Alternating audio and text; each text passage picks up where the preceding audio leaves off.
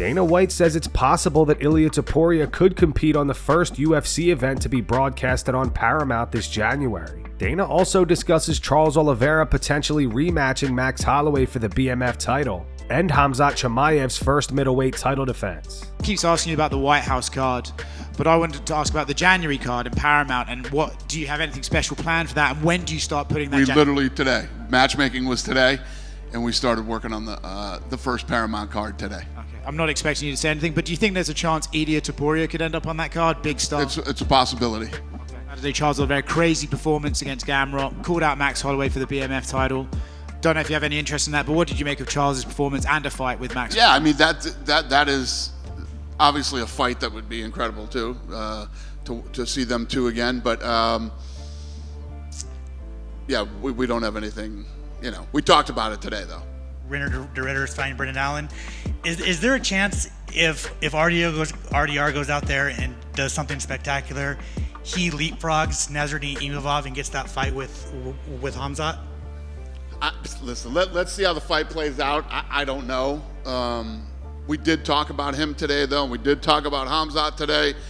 You know, we're talking about everybody today. So we'll see.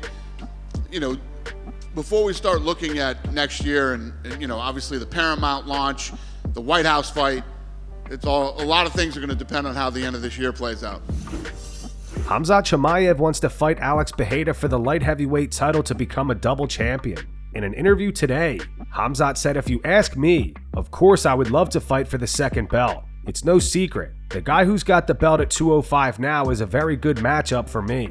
Except for should I get reckless standing with him, Pereira, they say he has a lot of power. But I've never been edged out in that area. He used to fight at 185 too, and then moved up to 205. So I would like to fight at light heavyweight. But whether they give me Nasruddin Imavov, De Ritter, or Hernandez, I don't care. Just pay me some good money. If you consider yourself the best, you shouldn't care who you have to fight."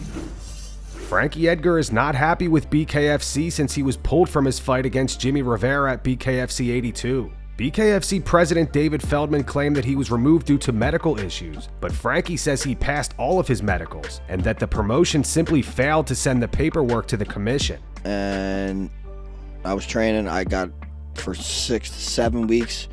I got a week out from the fight, and we get an email, or my manager, Ali, gets an email from someone from BKFC stating that the owner of BKFC is leaving for Manchester. He doesn't have a phone on him. He can't call you, but he'll call you eventually. But in the meantime, his doctor recommended I don't fight based on my age, consecutive TKO losses, my layoff, and my record, and not to mention that I passed every single one of my medicals. I did a whole ton of medicals. The promotion was trying to say they weren't getting my medicals, which is bullshit. They got all my medicals. So we sent them the medicals. Now, they did not send my medicals to the commission. That's the most at all. That's the most at all. Part. And I'm talking to someone at the commission. He's like, we don't have your medicals. So like, what do you mean you can't fight? We don't have your medicals. They're the ones that okay the commission, right? So I gathered all my medicals and I gave them to them. And actually, I got a call from someone there, and they said I had the doctor from the commission look at your medicals, and he's like, "You look fantastic." That's what he said to me. This is recently. This is after I knew the fact I wasn't fighting. Frankie is especially annoyed because he never asked for the fight, and BKFC reached out to him first. He says this whole situation is not a good look for the promotion, and says it's f***ed up that they quote-unquote dogged him in his home state. They came to me, dude. They came to me. And that's what I said when I was talking to these guys. Like, yo, what are you doing, bro? I said, you came to me. I didn't call you asking to fight. Yeah. Like, it's just shady, bro. Yeah. That's shady. Yeah. And look, it's the fight game. I mean, we should know that shady happens. But it don't happen in UFC. You know what I mean? Yeah. It don't happen in UFC. Yeah. I would say, I mean, you never heard any stories of like this in the UFC. And if you heard stories of like this in the UFC probably wouldn't be where it is today. You know, so I'm just saying, I don't know what BK is gonna do, but this ain't a good look, bro. You know what I mean? And honestly, I want to be more mad and more pissed off about it, but I just can't let it consume me that much. But like, yo, you guys dogged me in my home state. That's crazy. Like, that's up if you think about it. Absolutely. Like, they came to me, right? I did everything they wanted to, by the way. I went to every promotion. I hosted a watch party. I went to the Devils game. I did podcast after podcast promoting the fight. We missed the podcast because you had to go to Yeah. Prudential on a Tuesday and promote it. Yeah. So I've been doing everything for them. So that's. Henry Cejudo is set to face Payton Talbott at UFC 323. Merab Dvalishvili believes Henry will pull off the win and finally snap his 3-fight losing streak. Henry Cejudo on the card Wow. against Payton Talbott. I don't know who's the guy. Yeah, you know that guy. Who? You know the guy? Boxer? No, he talked the young guy with the curly hair. Boxer. No, more shy, more the guy. Yeah. who He was has the who- tattoo here. Oh, He lost in yeah. January when you fought Umar, yeah. then he came back and won. Yeah, I know. He's young guy. Yeah, but Henry will beat him. You think so? Should. That's a tough matchup for him. Because Henry not wrestling much and Yeah. not using his grappling. But even if he used it, he will get tired because he don't training much. You don't think he trains much? I mean, I don't know. Yes, I don't know.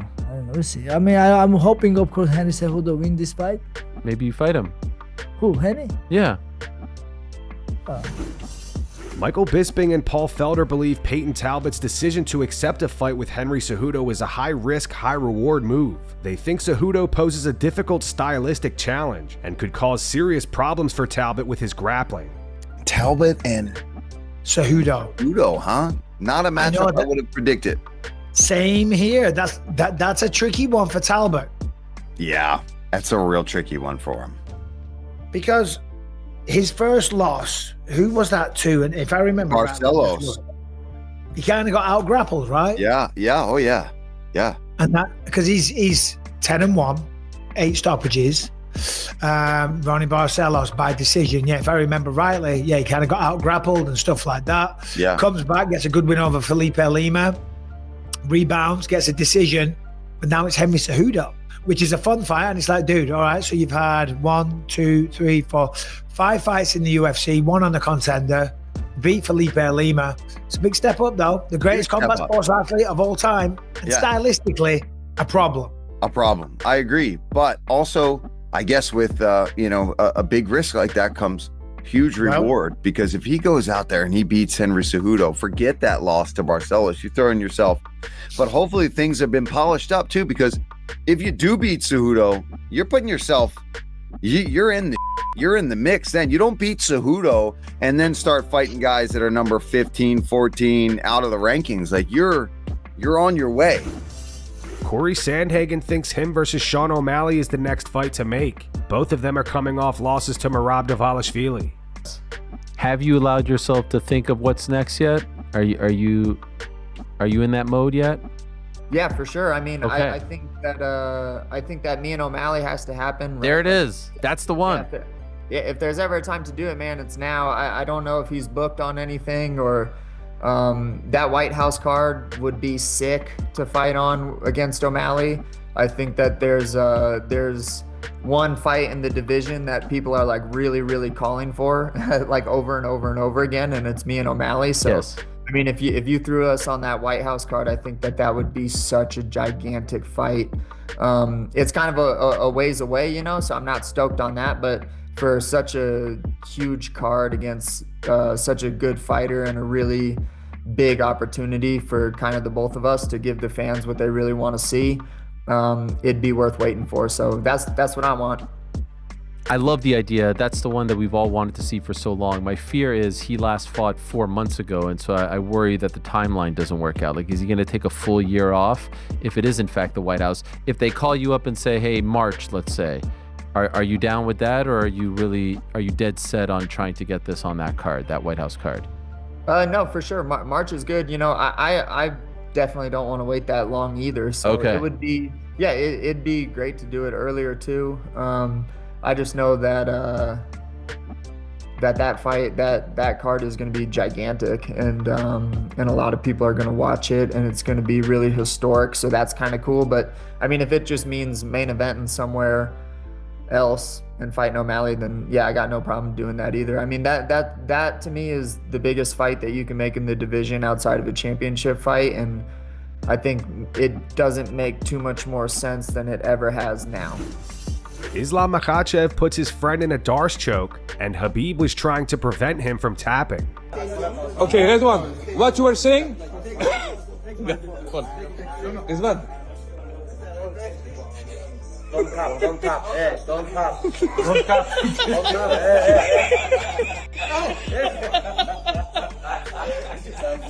T'as parié sur lui, toi, ou pas? I'm going to sleep. Deep sleep. Ian Garry says he has absolutely no interest in ever fighting Leon Edwards. For those who don't know, the two were once training partners before Ian left the gym. Leon later claimed that Ian was kicked out for breaking team rules, a claim Ian denies. He says he hopes Carlos Prates knocks Leon unconscious at UFC 322. On the Ariel Helwani show, Ian said, "I have no want, no interest ever for him to ever earn any money off me doing all the hard work of being the more interesting fighter, and him get any way, shape, or form some financial benefit. If he was willing to fight me for all or nothing, I'd fight him in a heartbeat, because I'd make sure he'd leave there absolutely punched around, unconscious, and then leave with no benefit. I have no want to see him nor his team ever. They lied and I don't like liars. I'm gonna have a Brazilian flag on my shoulders come November 15th, cheering Carlos Prates on, watching him spark Leon Edwards unconscious." Jon Anik explains why he thinks all of the pressure is on Tom Asipnall, ahead of his heavyweight title defense against Ciryl Gane at UFC 321. But I can't think of a bigger pressure spot in recent UFC memory. Anyway, I wrote this morning, Ken Flo, 12 days until one of the biggest pressure spots in UFC history as Tom Asipnall makes the first defense of his undisputed heavyweight title in Abu Dhabi. But given what the last 2 years have held for Tom Asipnall, he has fought 60 seconds in the last 2 years against Curtis Blades. Never mind the 1 year that he missed due to the injury after the first Curtis Blades. He is making the first defense of his undisputed title against Ciryl Gane, a very challenging heavyweight to fight in some respects, maybe a little bit less challenging in others. But I can't think of a bigger pressure spot in recent UFC memory. But, like, you know, if Renato Moicano can't afford to lose, then how would we describe Tom Aspinall's lack of affordability to suffer a loss on October 25th? It would be a massive, massive upset, I think, on the level of a Matt Serra upset over George St. Pierre. So for him to lose to Ciryl Gane, I think would be wild. It would be crazy news. And I think that he might be feeling some of those expectations. You know, especially the UFC is kind of looking for him to be that next big thing at heavyweight. And if he loses it, man, that'd be wild. Merab Dvalishvili sent a message to Petr Yan ahead of their rematch at UFC 323. I'm back, mother. Let's go. December 6th. Petr Yan, come to US, and I'm waiting for you. Khamzat Chimaev has accused Sean Strickland of bringing a weapon to the gym following a dispute they had over text messages. The incident reportedly occurred during the period when Khamzat was training at Extreme Couture. In an interview today, Khamzat said, "I don't know. When we used to train together, he was normal. Well, one time I got angry with him. Next day, he was walking with a gun. He thought I'll attack him. We had a group chat for our gym, and there was one guy from Chechnya in it. He wrote something. I thought all Chechens are strong. And I wrote him back, 'You're American chicken. I'll beat you up.' He later said that I misunderstood him. That's all what happened, really. I spoke English badly at that time. I couldn't tell you exactly what happened. He said something about Chechen or something. I realized he said something bad, so I immediately attacked him just in case." And that's going to wrap it up for the news. Thanks for watching. For daily MMA news and content, subscribe to Full Mount MMA and click the bell icon to be notified when we post videos. Here are the 3 top comments from last video. The first one's from EarthStrong4372. It's in reference to Henry Cejudo getting caught talking about a girl on Rampage's stream. It says you could see Cejudo doing divorce math in his head straight away. The second one's in reference to the altercation Rampage got into with the guy who asked him about his son Raja. It's from John O. Harper.